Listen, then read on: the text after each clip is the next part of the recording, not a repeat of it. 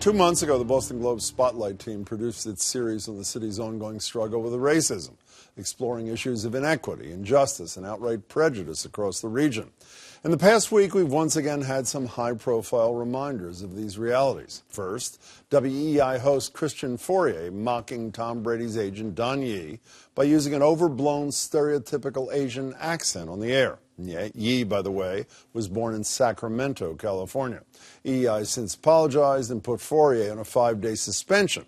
They also announced today that they'd suspend Friday programming and instead hold a mandatory day-long sensitivity training session for all employees. This followed a bunch of advertisers cutting ties with the station. Then there was the Boston Police account's tweet on Sunday, paying tribute to Celtics legend Red Auerbach for Black History Month. And yes, while he was the first to draft a black player and to hire a black head coach, the fact remains Red Auerbach was white. And again, it is Black History Month.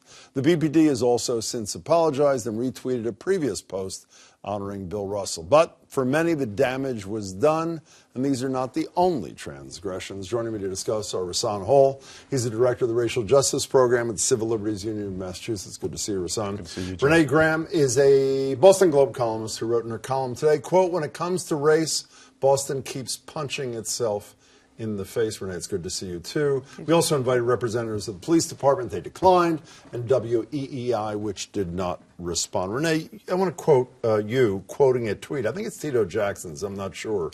In your column today, you say, "Only in Boston would a police department mark Black History Month by recognizing a white man. As far as we know, it was one insensitive staffer." Is this, not what you said, but is this an indictment of Boston or its police department, or is it just an indictment of one clueless, tin-eared individual? When Boston has a racial misstep, it's always an indictment of Boston. Because of its history? Because of its history. You know, that's the way it always translates within the city and outside the city. You know, is it fair?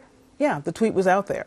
You know, and the reaction was to the reaction. The fact that no one looked at this and thought, yeah, maybe this little tone deaf to do during Black History Month, yeah, that's a problem. Well, we don't know if anybody looked. As far as we know, it was one individual until there was as far as we know, of course, feedback. Right, but we don't know. But either way, you know, it's not a good look for the city. And it's a fairly similar situation, even though much higher profile, on WEEI. This former Patriots player is one of the three hosts, does this Don Yee stereotypical, pathetic Asian accent. Right.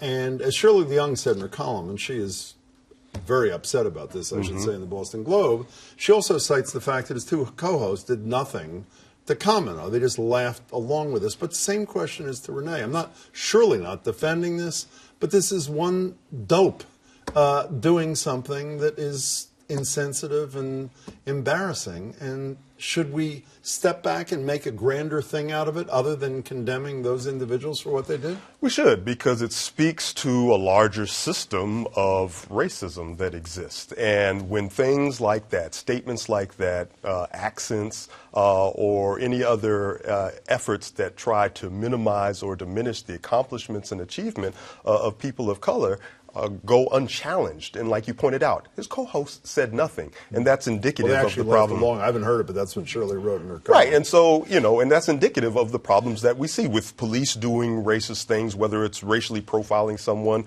making an illegal stop of a person of color, or using racial slurs. There are bystanders there. And without the obligation to step up and do something about it, the whole institution is impugned by that. But speaking of the police department, the polling numbers, unlike in a lot of American cities, amongst people of color in this city about its police department are much more positive than you see in many other major American cities. Is that not true?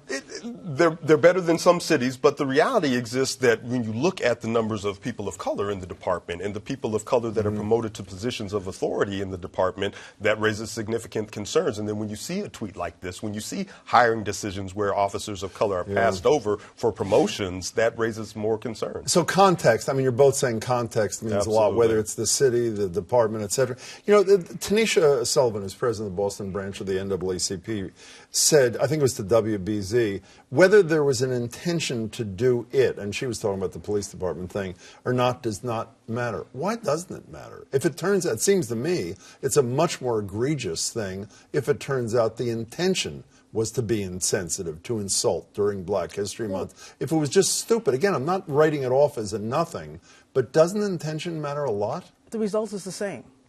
The result is still the idea that here we have 28 measly days for Black History Month, and the Boston Police Department chooses to celebrate a white man. Granted, someone, as you said, was the first to draft a black player, but they couldn't have honored Bill Russell. They couldn't have honored Robert Parrish. They couldn't have honored any other number of people in this city.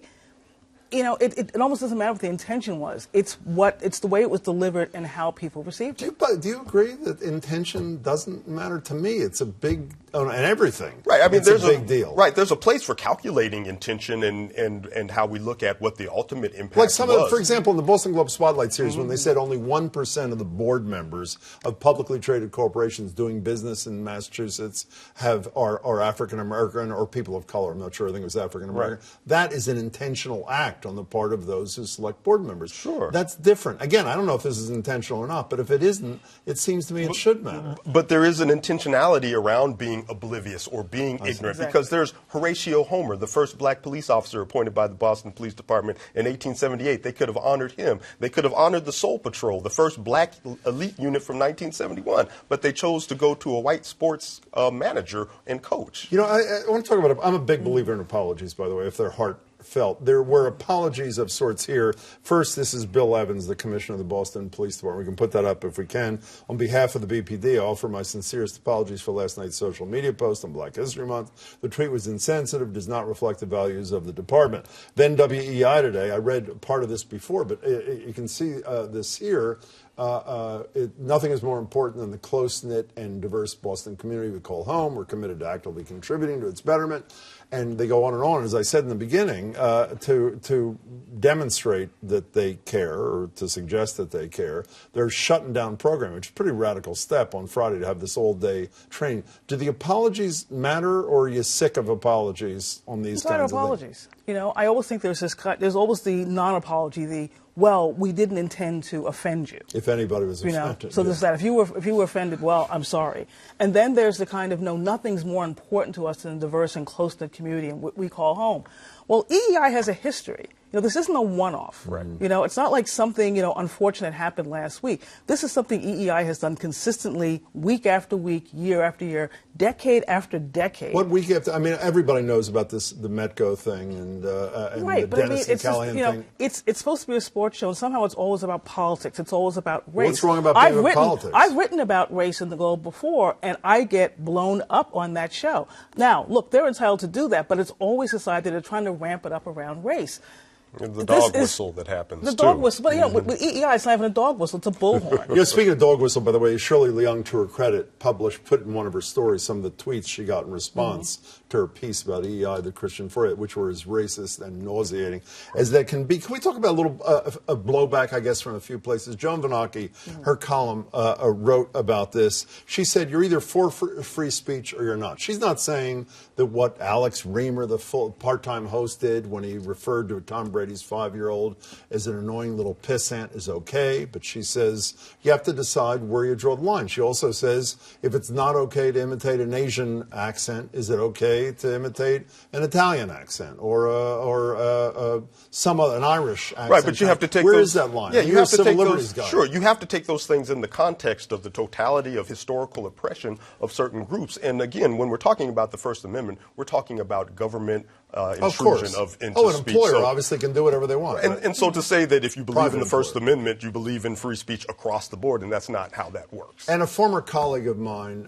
Michael Graham, writing in my old radio job, you have a smile on your face, writing in today or yesterday's Boston Herald, criticizing the criticism of the Boston Police Department, says essentially, and I'm paraphrasing, would it be inappropriate to honor Abraham Lincoln, for example, during Black History Month? Is it? Would it be?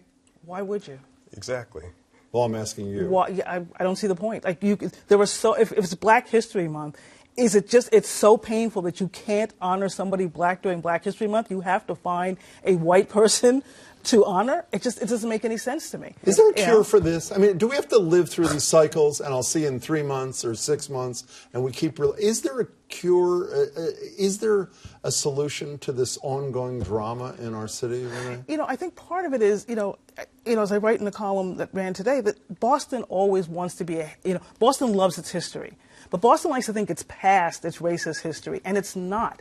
It's not just to talk about it, it's like acknowledge where you are and acknowledge what continues happening. When these things happen and somebody says, well, that's not who we are, actually, I think it might be who you are. And maybe the first step to doing something about it is acknowledging that fact. Do you have 15 seconds of suggestion? Out of the abundance of the heart, the mouth speaks. So when you hear these things, you know who they are. And when people tell you who they are, believe them. Rahsaan, it's good to see you. Thanks so much for your time, Renee. Appreciate your time as well. Good to see you.